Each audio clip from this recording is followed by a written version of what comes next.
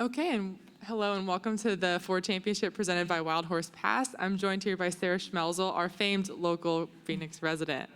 Sarah, I just want to talk to you. How excited are you to be playing here this week, be back in Arizona, and be back at home? Yeah, this tournament here has meant so much to me since I was a young girl. Just hopes and aspirations of being here one day. So it's a dream come true, being able to compete here at home year after year. Obviously, it's few and far between where I can have a bunch of family and friends come out, people I've known for nearly my whole life. So I'm just really excited to get the week started and share it with everyone. So you lived here growing up. You went to South Carolina for school. What made you come back to this area and be back here? Yeah, I've spent my first 18 years here and kind of took it for granted. You don't realize how amazing it is until you leave. And I think when I was in school, I think I always kind of knew I wanted to come back, especially if I was going to try and play professional golf. And there's really no place like home once I was away from it. I spent my first year post-grad in South Carolina still, and then just had the itch to come back. And there's really no place like home. And we'll see if I ever leave. So being the local here, have you gotten a lot of asked for recommendations from players and things like that? No, not too much this week. I think everyone knows that I live like on the exact opposite side of town, so people aren't asking me for too much help. But yeah, any coffee recommendations or anything anyone needs, I'm here. Give them some food tips. Might just have to drive a little bit. All right, a couple more from me, and then I'll open it up. Talking here at Whirlwind Golf Club this week, what are your past experiences here, and what are your thoughts on this course in general? Yeah, it's cool. I mean, just some junior events here, played here a decent amount when I was younger. The course is in amazing shape. I think it'll be a really fun test this week. A little bit of a premium on being in fairways, just because I do think that it'll play shorter if you're driving the ball really well and you'll have a lot of scoring opportunities. The greens are amazing. They're fast and they're rolling very true. So I think there'll be a good test with some of the tricky slopes and everything, and just hoping to make a bunch of putts this week. And we're here at the Ford Championship, second annual edition of this event. Can you just speak to Ford's support of this event and what you've seen over the past 2 years with this event and their help? Yeah, it's amazing. I mean, Ford has obviously really bought into this tournament, bought into women's golf and supporting us, supplying us with the courtesy cars at the beginning of the week, and then just a really top tier event in terms of their support. You can really tell their presence out here and how much they care about giving us a really great week. So it's awesome to have them on board for a second year in a row and hopefully a really long continued partnership with them. Any questions, Sarah? I know this event last year was part of a really solid run of golf for you that eventually led to you qualifying for the Solheim Cup. As you look ahead to the rest of 25 with the schedule picking up really at this event, what are just some of your goals? I mean, with so many of the things that you accomplished last year already on your resume. Yeah, I mean, obviously, I've gotten to contention a lot last year. I'd like to check off, a win. Get back into contention is first and foremost, and then complete it and be able to win. I feel like I'm at a point in my career where that's kind of the next step. Some, I guess, non-win related goals are just really sticking to the process, trusting my team, really leaning on them for everything. I kind of have a tendency to, when things get a little hard, I kind of can get into a little bit of a shell and try to take it all on myself. So just really relying on my team, staying within the process with them, and being really goal-oriented. And I think that'll lead to the bigger goal of winning.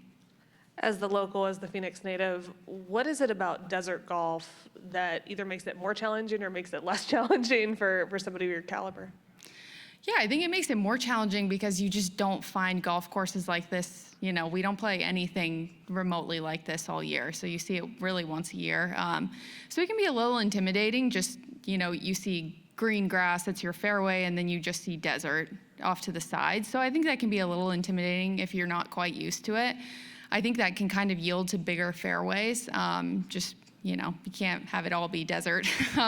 So it's a little visually daunting, more so than I think it actually is super daunting. But I think if you're just not used to the optics of it, it can be a little bit just kind of challenging to get used to.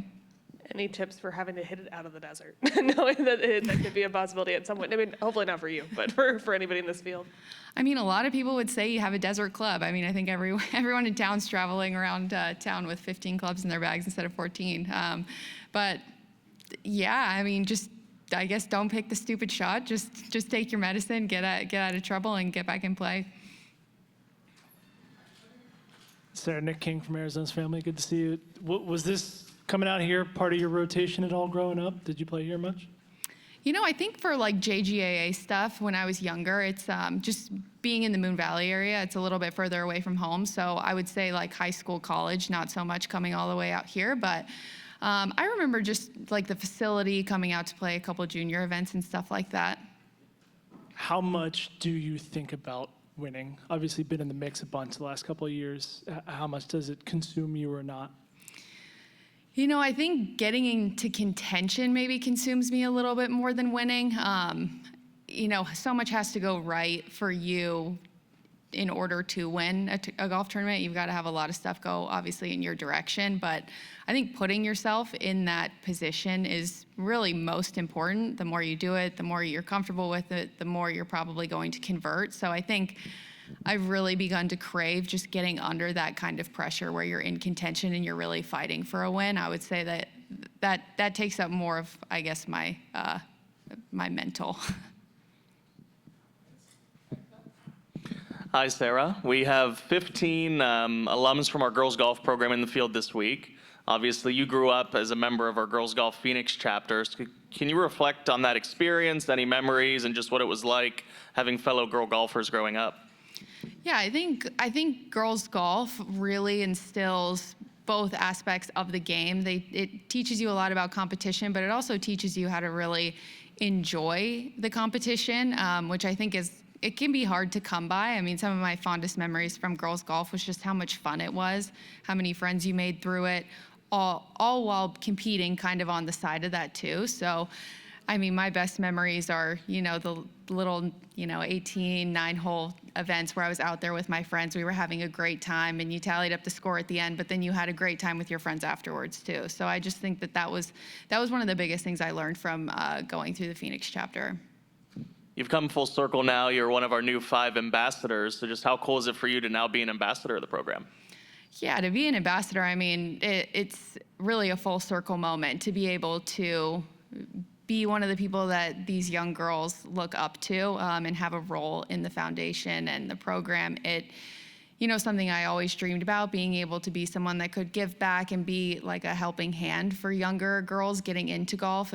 I think we owe so much to growing the game and to encouraging young players. So just to be able to be in that role I'm very thankful for it. I know since becoming professional, you've still been engaged with the program with Corey Matheson. So just how cool is it for you to be a role model and to be able to see all these little girls out here this week? Yeah, it's a full circle moment. It wasn't that long ago, at least it feels like it, that I was in their shoes and I was out at the LPGA event. And to be able to still have Corey involved, I was doing JGAA tournaments and she was the one working the events, and I grew really close to her from the time where I was a teenager, maybe even 11 years old. So to be able to kind of see how far she has grown junior golf in Phoenix and, around the country with girls golf, and to see where I've gone and to be able to kind of do that side by side has, I'm sure, been really fulfilling for the both of us. But I'm thankful that we've been able to do it somewhat together. All right, I have a few more sent in from Rob Hernandez. He was just asking questions about major championships and how it's kind of different to prepare for a major championship compared to a regular season event. Yeah, major championships test every part of your game. Some I guess regular season events, we get some events where it's maybe more of a putting contest or fairways are tight, but greens are maybe a little bit bigger, whereas you've got everything thrown at you during a major, whether it's kind of the mental toll it takes on you of just knowing how big the moment is, as well as the golf course is just being really tough. So you try to treat it like every other week in terms of the mental side of it, not making it too important, but you do realize that you're going to have every aspect of your game from top to bottom, long game, short game, everything tested. So that's how it can be a little bit different and a little more challenging. And he had a particular question about Erin Hills. And do you have any familiarity with that course and anything you're looking forward to kind of with playing there? No, I've never been there. I remember watching it when, the guys played it. And so I think it'll be really cool to kind of etch our little piece of history there as well, being able to play a U.S. Open there. And I'm excited to get there and learn the golf course. Awesome. Thank you so much, Sarah. Appreciate it. Thank you.